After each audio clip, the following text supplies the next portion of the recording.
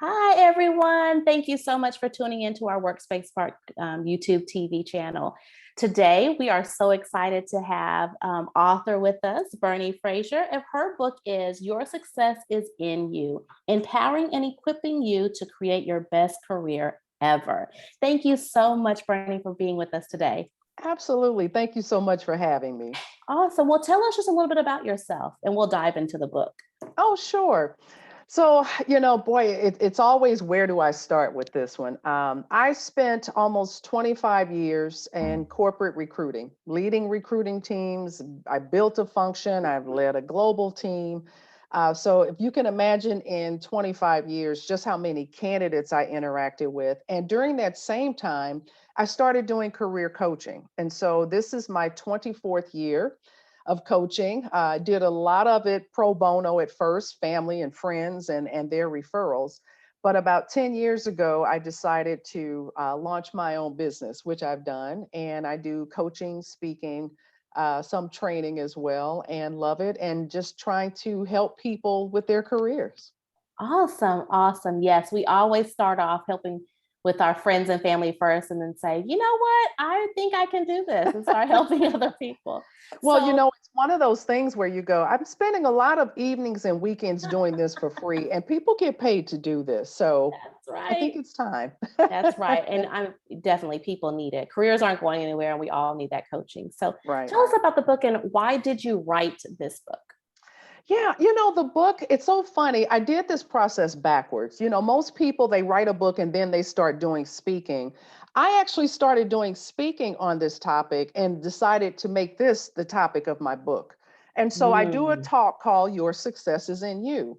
And it was really born out of my coaching and working with different people over the years, whether it was the individual contributor all the way up to C-suiters.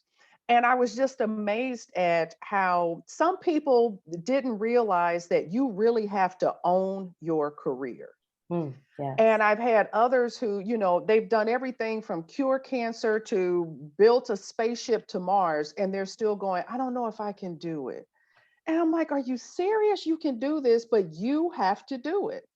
And so I started thinking about how do I create a message to get people to understand that they really do have to own their careers, but how they can go about doing it, and maybe some of the things that it prevented them from having some of the success that they've desired.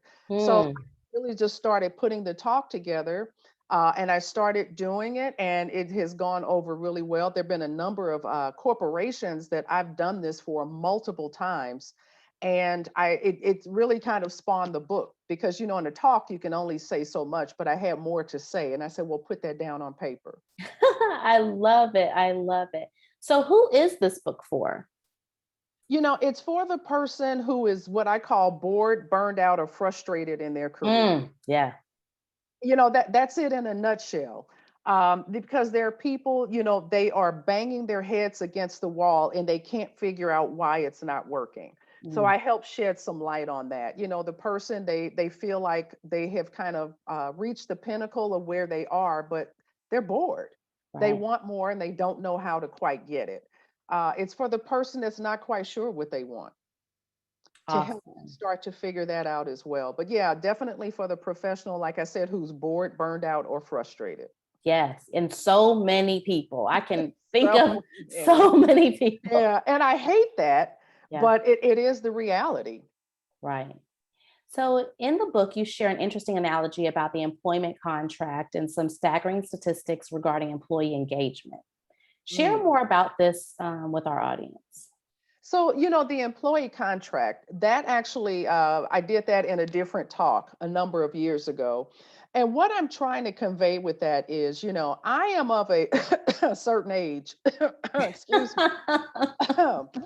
But when I came out of school, it was very much you started with the company, there was a career path. Okay, you do this and you get to this level, you do this, you get to that level. And it was all prescription. Everything was prescribed for you. You knew what the Yeah. steps were, and it was simple, but things started changing. And I always say there are two major things that caused the shift. globalization and automation or technology. Yeah. And as companies had to start becoming more competitive, that's when all the layoffs began. And now you have one person doing two people's jobs. And so the paternal direction that was given in terms of where your career could go, that started disappearing because leaders didn't have time. And so they're like, you got to figure this out on your own because they're struggling trying to figure out theirs. And so it was about how to get people to really understanding that the old employment contract where a company would really kind of guide you, that was gone. Mm. And where you work for 30 years and then you get the gold watch and you ride off into retirement sunset, those days were gone. Well, companies got that message. The problem is a lot of employees, they heard it, but they put their heads in the sand and went into Mm. denial and have gone into denial to this day for many people. And it's helping them understand that if your career is going to progress, if you're going to do work that's satisfying to you, that's a challenge for you, that's calling on your higher self, you're going to have to own this. And Yeah. so I put it in the form of an employment contract of what that used to look like from companies and what it looks like today. And so it's to help people understand those days are gone. And even though you may not want to, everybody wants Easy Street, but Easy Street has been broken up and it has new pavement on it, and it's going to require a different vehicle to get down that path. Oh, So I agree. yeah, it's very it's just changed, and it's helping people to understand what has changed and why, but how they can still overcome that. In terms of the statistics with employee engagement, I started doing some research on this about 8 or 9 years ago, just in working with clients and seeing how many of them were not engaged at work. And I wanted to learn more to try to help my clients. And I came across some work that Gallup has been doing since the early 2000s on employee engagement.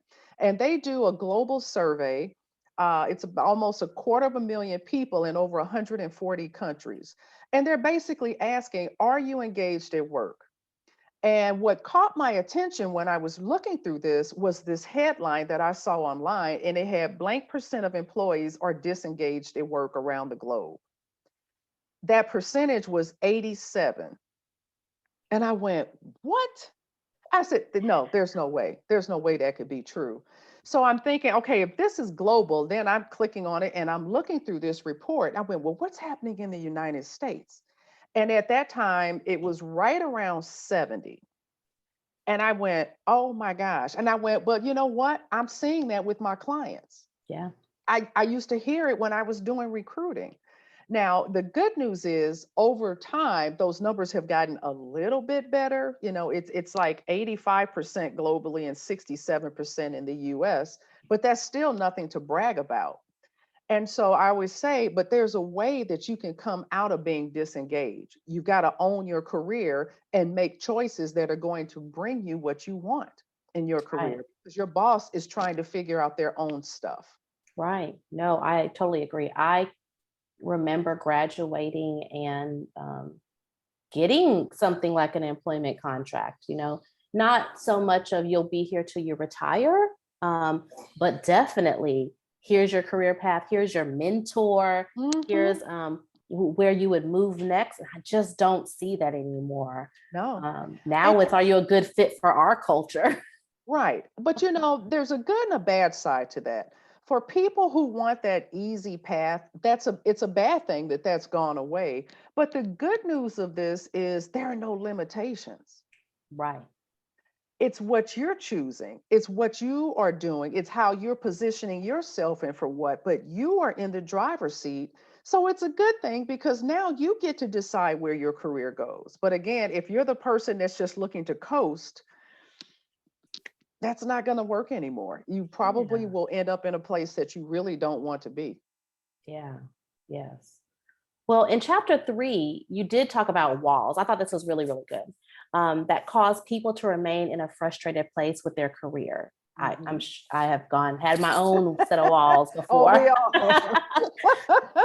Well, what are those walls and how do they keep people stagnant?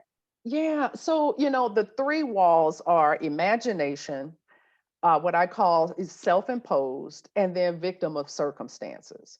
So Mm, the imagination, and I give a client example for each one, but just an example of that is where you have somehow conjured up in your mind that maybe you're doing a worse job than you think you are. We're always our worst mm, critic.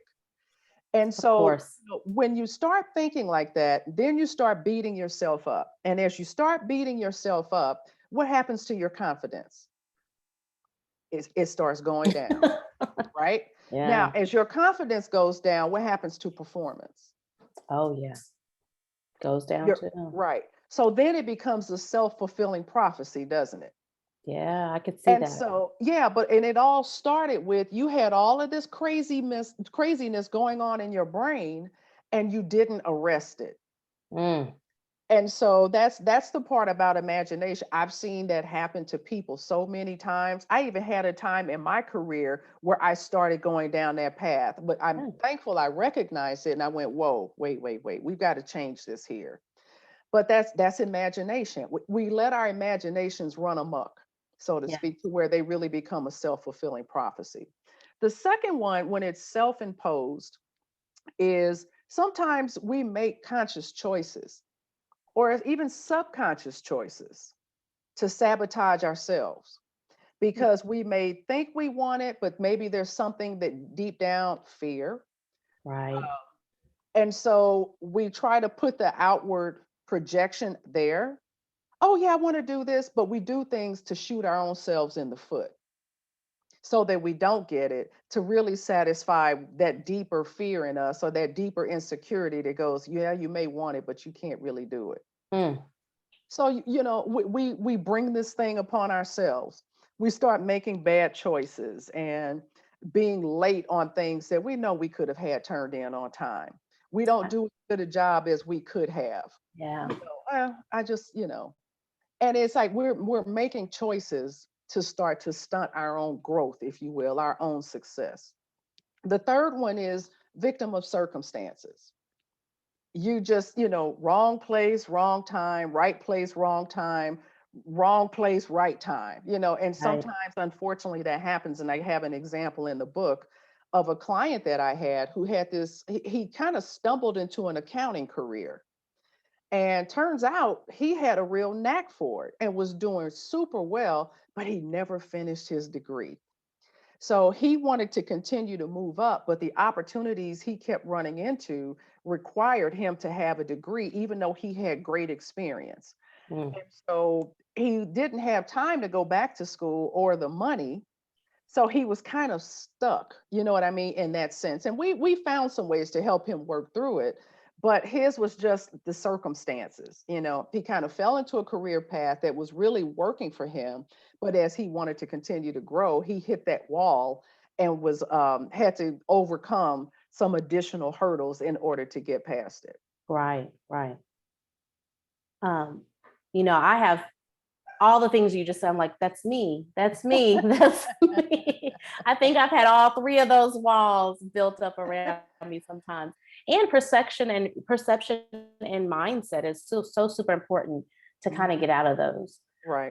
Showing you said showing up the right way is a key to achieving your career goals. Why is that, and how should people show up? Oh my goodness.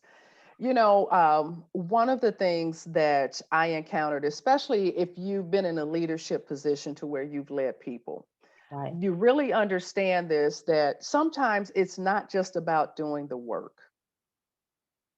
You can do the work in a fantastic way, but overall, you don't show up well. So, Mm, showing up is not about your physical presence of clocking in and here I am at my desk, I did my job. It's really about understanding the performance, the behaviors, and the attitude and the presence that is required for people to see you being ready for next opportunities. okay. And what I started to see a lot of times is people were not showing up for what they claimed they wanted. It's that old you dress for the job you want, not the job you have. Right. It's the same concept. And so what I developed, and this came out of a conversation I had with an employee a number of years ago who wanted to be in people management. And I remember thinking, there is no way. You are a hot mess. There's no way. Now understand, it had nothing to do with her work. It had everything to do with how she showed up in so many other ways. And Mm. so I had a conversation with her to help her understand that. And I started sketching this graph out, which I fine tuned over time, and it's in the book. And I call it the unwritten rules of career advancement. And what Oh. I was trying to let her know was everything that's required to get to that next level is not necessarily in that job posting. So, for Mm. instance, if you're an individual contributor and you want to be a leader of people, you need to start demonstrating leadership right where you are. It's not just about turning in your work and turning it in on time and doing good work. Does your team come to you when they need guidance? Are you your boss's go to person? If there's change taking place in your organization, are you one of those informal leaders that leadership is trying to get on board because they know if they can get you bought in, others will follow you? And so you have to start demonstrating leadership before leadership will ever be given to you. And people don't understand, and they think, well, I get along with everyone. I work hard. I'm the hardest worker here, and I turn in my work, but I keep getting passed over for leadership positions. And I go, because you're showing that you're a great individual contributor. You are not showing that you're a leader. Yes.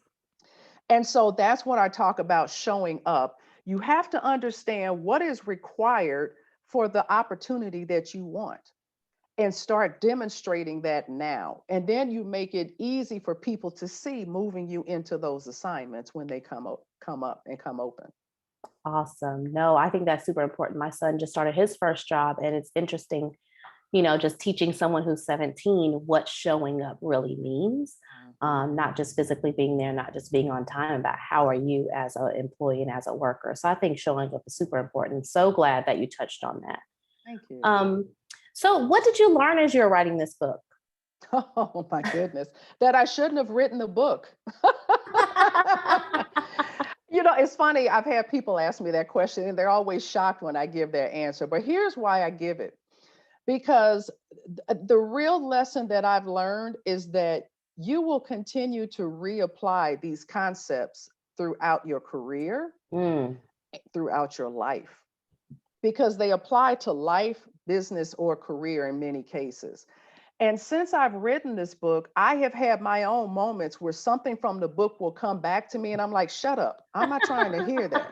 And they're like, but remember chapter 4, you said, and I'm like, oh my God, I did write that, didn't I?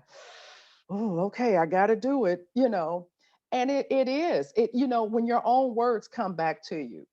Oh, I And can so, see that. yeah, that taught me that even though I wrote it, it doesn't mean I'm immune from some of the challenges. Agree.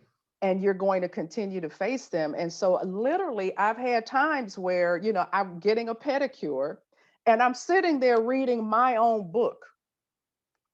And, I'm like, okay, I think I need to revisit this chapter again. And so that really was the lesson for me, is that there are lessons in there, I think, that will apply at different times. Chapter 3 may be an aha for you this year. 3 years from now might be chapter 6. Oh, yeah. Yeah. And then, that year after, it may be chapter 5, and then chapters 8, 9, and 10. But you will find things in there over time. And like I said, I'm still having to go back and sneak a peek at one of my pages to go, well, what was that? Okay, I need to do that more. Well, I think that's what makes this book even better, right? Because it's real life. It's something that we're human, right? And We're so human. as we transition and go to different jobs and new roles and management and promotions, we do need to revisit these things. And so I think it's so amazing that you created this book for us and for people that can continue to go back to it no matter. I mean, we're in 2021. You wrote this in, I think, 2018, and it's Mm-hmm. still relevant and it will continue to be relevant. Yeah. So how can the audience connect with you, and where can they get a copy of this book? Well, I am on social media, LinkedIn, certainly a platform just under my name, Bernie Frazier. I have a Facebook fan page, facebook.com/career compass LLC, my business name. You can certainly go to my website, which is careercompassllc.com. I've got information out there. I'm on Twitter. I don't do a whole lot on Twitter, but I am still out there, and I've got a little bit on Instagram as well. And then, of course, to purchase the book, you can buy it through Amazon, but I always encourage people to go to my website and purchase it, because when you do that, I get the order and I always autograph them, and I put an extra little surprise in there. Yes, so I have my autographed copy. Thank you very much. Oh, you're welcome. Thank you. Yeah, so this book appeared for our Workspace Spark subscribers in our June book. So if you do have the June book, please make sure you take a look at it and read it, because it is beneficial. So Bernie, thank you so much for being with us today. And for those who are Thank watching, you. please connect with her. Until next time, thank you. Thank you. Thank you. Take care.